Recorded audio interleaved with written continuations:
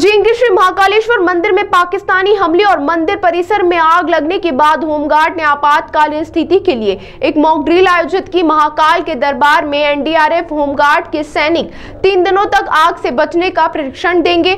मंगलवार को दोपहर में पुलिसकर्मियों, सुरक्षा कर्मियों और होमगार्ड के जवानों को कई बारीकियों के बारे में बताया गया।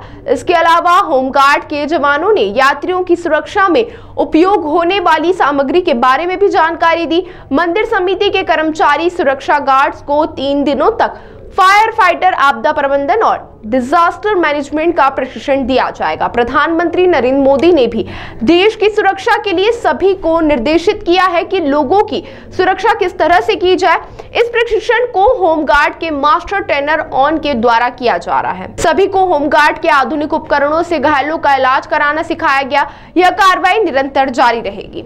जो अभी अचानक एक घटना हुई थी आग लगने की, और जिसपे तत्काल काबू पा लिया गया, कोई जनहानि और किसी भी तरह की हानि नहीं हो पाई। उसी को ध्यान में रखते हुए जिला प्रशासन द्वारा यह निर्णय लिया गया कि जितने भी हमारे यहाँ पे कर्मचारी हैं, चाहे वो प्राइवेट सिक्योरिटी एजेंसी के हों या होमगार्ड के हों या और पदाधिकारी हों, उन सबको एक फायर संबंधी एक जानकारी, छोटी सी एक जानकारी ऐसी दी जाए जिससे कि वो मुसीबत आने पे घबराए ना और अच्छे से उसका बचाव समय रहते कर सके। क्योंकि छोटी आग आगे जाके बड़ी हो जाती है, तो अगर छोटे रूप में ही उसको ठीक कर लिया जाएगा तो वो अपन तुरंत के तुरंत उस आपदा पर नियंत्रण कर लेंगे। तो उसी संबंध में यहाँ पे आज होमगार्ड की तरफ से डिस्ट्रिक्ट कमांडेंट और एसडीआरएफ की टीम उनका एक प्रदर्शन यहाँ पे करेगी मॉक ड्रिल का। लोगों को बताया जाएगा कि किस तरीके की आग होती है, किन किन तरीके की होती है, तेल की आग, कागज की आग, इलेक्ट्रिक आग, और उन पे हम किस तरीके से नियंत्रण कर सकते हैं बगैर घबराए। कितनी बार होगी ये मॉक ड्रिल आज? ये आज 3 शिफ्ट में है और इसके बाद फिर कल और परसों 2 दिन और है, 3 दिन का प्रोग्राम है। कर्मचारी रहेंगे इसमें मॉक ड्रिल में शामिल? कौन कौन से कर्मचारी रहेंगे? ये जो क्रिस्टल एजेंसी है और एक और प्राइवेट एजेंसी है, हाँ एसएस है, मंदिर कर्मचारी हैं, मंदिर प्रबंध समिति के भी जो कर्मचारी लगे हुए हैं वो भी इसके में भाग लेंगे।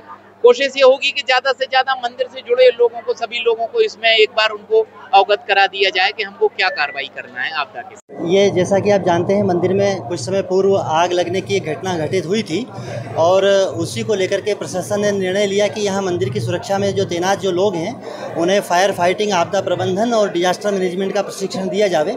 हाल ही में हमारे पड़ोसी देशों से तनावपूर्ण स्थितियाँ बनी।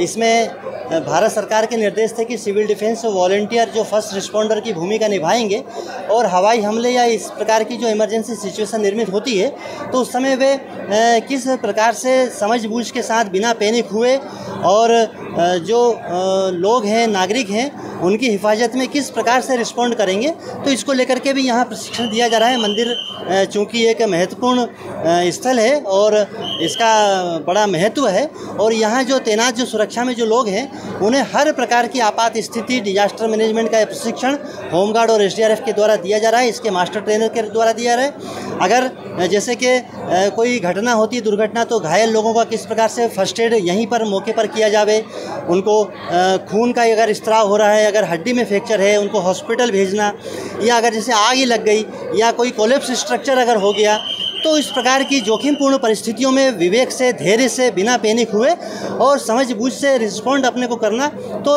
एक वेल ट्रेंड करना यहाँ लोगों को, और उन्हें सभी हमारे आधुनिक उपकरण हैं उनके साथ भी हमें इनमें प्रशिक्षण दिया जा रहा है। सर, इसके अलावा जो आपदा आती है, अचानक जो आपदा आती है, उसको किस तरह से कंट्रोल किया जा सके? बिल्कुल, ये आपने जो बताया तो उसकी अलग अलग विधियां हैं। घायल व्यक्तियों को किस प्रकार से अपने को करना, कई बार क्या होता है कि घायल व्यक्ति जब थोड़ा वो होता है लेकिन उसको इस प्रकार से करने में वो और अधिक उसकी स्थिति खराब हो जाती है या रक्त स्त्राव हो रहा है, तो इन सारी चीज़ों में यहाँ इन्हें हमारे जो मास्टर ट्रेनर हैं वे हमें प्रशिक्षित करेंगे। इसमें जो हमारे आधुनिक उपकरण हैं उनकी भी हमें मदद ली जाएगी और राज्य सरकार के जो निर्देश हैं उन्हें अनुरूप यहाँ ये प्रशिक्षण की कार्रवाई आज यहाँ प्रारंभ की गई और निरंतर अगले दिनों में भी ये जारी रहेगी।